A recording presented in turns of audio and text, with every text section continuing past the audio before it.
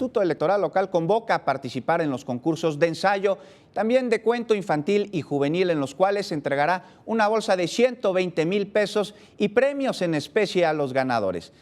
Mire, para el concurso de ensayo dirigido a personas mayores de 18 años, el tema es la apropiación del espacio público, y mientras que en el de cuento infantil y juvenil para los más pequeños la temática será: imagínate que alguien, tal vez tú, tenga la oportunidad de resolver un problema en la Ciudad de México. ¿Qué deben de tener estos ensayos? Pues deberán responder a las preguntas: ¿cuál es el problema y quiénes serían los personajes? Son 3 las categorías en las que se divide este certamen. Son por edad, mire, de 9 a 11 años, de 12 a 14 y de 15 a 17 años.